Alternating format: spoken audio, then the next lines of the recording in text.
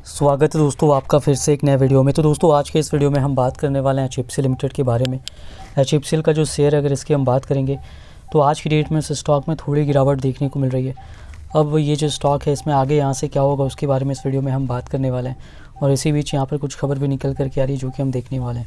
तो चलिए दोस्तों वीडियो को शुरू करते हैं। अगर आपने चैनल पे पहली बार विजिट किया है तो चैनल को सब्सक्राइब ज़रूर कर लीजिएगा और नोटिफिकेशन बेल का आइकन भी प्रेस कर लीजिएगा।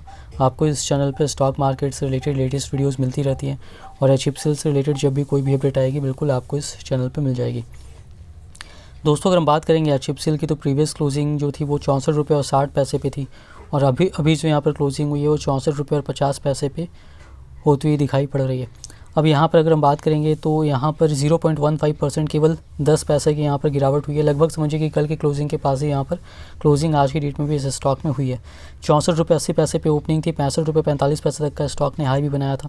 तो देखिए यहाँ पर जो दोस्तों गिरावट हुई है, जो 68 रुपये का इंपॉर्टेंट लेवल था सपोर्ट वो टूटा है, अब वो रेसिस्टेंस का काम करेगा। तो यहाँ पर जो है उस लेवल का यहाँ पर जो टूटने का कारण था वो ये था कि मार्केट में थोड़ी गिरावट देखने को मिली है। जो निफ्टी है वो 17,800 के ऊपर लगातार चल रहा था, लेकिन अब जो है उस लेवल को ब्रेक करके ये जो है 17,500 की रेंज में आ चुका है। 17,500 550 की रेंज में यहाँ पर चल रहा है। 17,455 तक का लो भी बनाया था इसने। तो मार्केट में जो गिरावट हो रही है उसी का असर जो है स्टॉक्स पे भी देखने को मिलता है, और इसी वजह से सेलिंग यहाँ पर देखने को मिल रही है।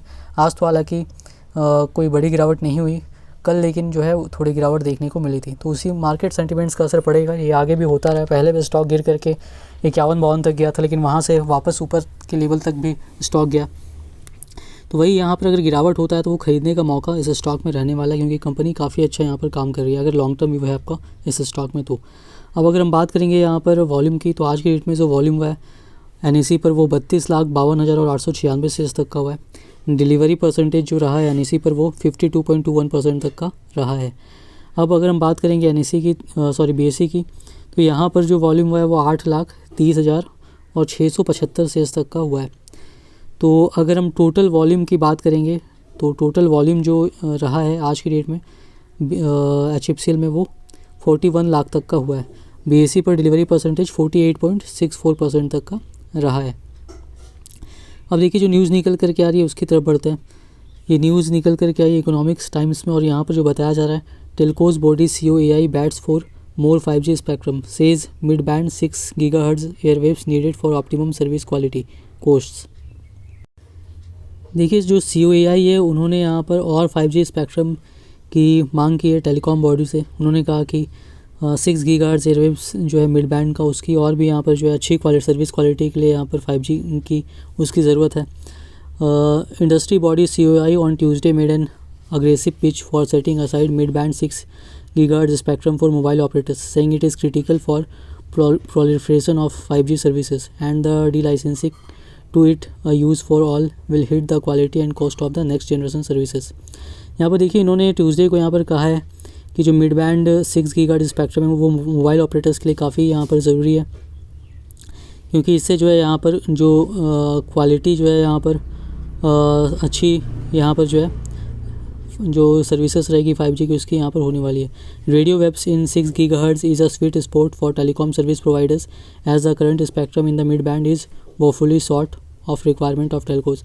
यहाँ पर जो है 6 GHz स्पेक्ट्रम जो है वो काफ़ी अच्छा रहेगा टेलीकॉम सर्विस प्रोवाइडर्स के लिए, क्योंकि यहाँ पर जो है और भी ज़्यादा स्पेक्ट्रम की ज़रूरत यहाँ पर पड़ सकती है मिड बैंड में, अगर और भी अच्छी सर्विस यहाँ पर प्रोवाइड करना है 5G की। तो cellular operators association of India COAI cautioned that 5G deployments speeds and affordability of services will suffer greatly if 6 GHz spectrum is not allocated to mobile services in India।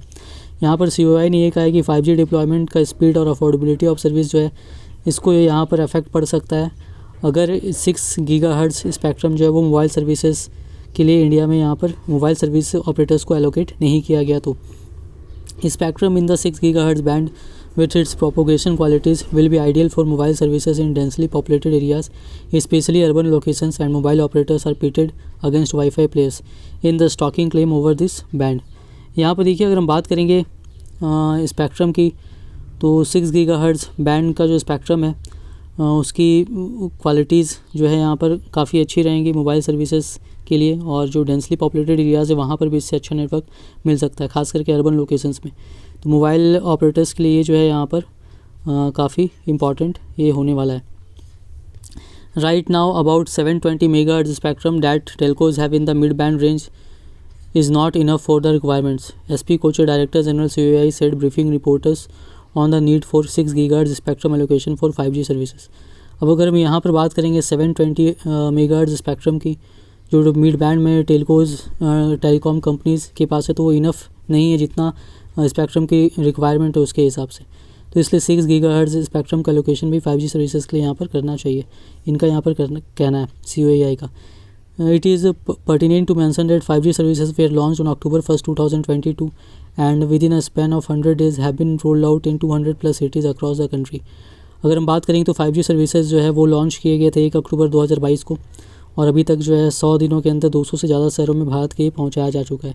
In addition to powering ultra low latency connections which allow downloading full-length high-quality video or movie to a mobile device in a matter of seconds. The 5th generation or 5G would, going forward, enable solutions such as e-health, connected vehicles, more immersive augmented reality and metaverse experiences, life-saving use cases and advanced mobile cloud gaming, among others.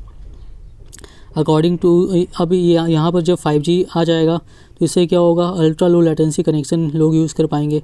Downloading जो होगा वो full length high quality में कुछ seconds में ही हो जाएगा mobile devices की अगर हम बात करेंगे उसमें। तो 5G जो है आगे चल कर के बहुत सारे सॉल्यूशंस जो है ई हेल्थ, कनेक्टेड व्हीकल्स और AR VR में या मेटावर्स एक्सपीरियंस में, इन चीज़ों में भी यहाँ पर जो है क्लाउड गेमिंग में भी यहाँ पर लेकर आएगा, जिससे कि यहाँ पर काफ़ी फ़ायदा यूजर्स को भी यहाँ पर होने वाला है। According to COAI, 6 GHz is the last remaining mid-band spectrum where city-wide coverage can be provided with mobile networks. In India, the primary source of internet connectivity remains the mobile networks for more than 95% of users. India में क्या है कि ज़्यादातर जो internet connectivity का primary source है वो mobile network है, और मोर देन 95% ऑफ यूजर्स जो हैं वो इसी से यहाँ पर जो है इंडिया में इंटरनेट यूज़ करते हैं मोबाइल के द्वारा ही। तो COAI के हिसाब से 6 GHz जो है वो मिड बैंड स्पेक्ट्रम शहरों में यहाँ पर जो वाइड कवरेज के लिए काफ़ी ज़रूरी है, जो कि यहाँ पर जो है प्रोवाइड किया जाना चाहिए यहाँ की टेलीकॉम कंपनीज़ को। COAI had recommended that any decision on delicensing any part of this band must be avoided. Licensed 6 GHz is ideal for commercial success and deployment of 5G NR, new radio 5.5G and 6G in the future. COAI ने यहाँ पर ये भी कहा है कि इस जो 6 GHz स्पेक्ट्रम है, इस बैंड का डी लाइसेंसिंग जो है वो बिल्कुल यहाँ पर नहीं करना चाहिए, उसको रोकना चाहिए। और लाइसेंस 6 GHz जो वो काफ़ी आइडियल रहेगा कमर्शियल सक्सेस के लिए, deployment of 5G, new radio 5.5G और 6G जो फ्यूचर में आएगा उसके लिए। तो ये बातें यहाँ पर COAI की ओर से कही गई। इससे समझ सकते हैं कि कितनी तेज़ी से 5G को लेकर के इंडिया में यहाँ पर काम हो रहा है।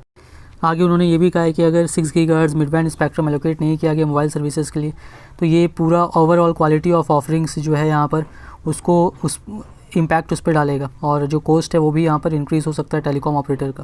तो इसलिए ये काफ़ी ज़रूरी है, यहाँ पर उन्होंने ये भी कहा है। देखिए इससे ये बात समझ में आ रही है कि काफ़ी तेज़ी से 5G को लेकर के काम हो रहा है 5G इंफ्रास्ट्रक्चर बनाने के लिए, और ऑप्टिकल फाइबर केबल की बहुत ज़्यादा डिमांड है। बाकी जैसे जैसे 5G बढ़ेगा, IoT डिवाइसेस, वाईफाई डिवाइसेस ये सारी बढ़ेंगी, क्योंकि HFCL बनाती है। 5G से रिलेटेड कई प्रोडक्ट्स भी HF कंपनी बना रही है अभी, और भी यहाँ पर बढ़ेगा। तो शेयर काफ़ी अच्छा है अगर आपका लॉन्ग टर्म व्यू है। तो अगर आपने इसमें इन्वेस्टमेंट किया हुआ तो बिल्कुल होल्ड करना है। नया लेना चाहते हैं, लॉन्ग टर्म व्यू है तो ले सकते हैं। अगर आपका कम से कम 5 साल का व्यू है तो इन्वेस्टमेंट करने के पहले अपना रिसर्च जरूर कीजिएगा। वीडियो पसंद आए तो वीडियो को लाइक कीजिएगा। चैनल पर पहली बार विजिट किया तो चैनल को सब्सक्राइब जरूर कर लीजिएगा।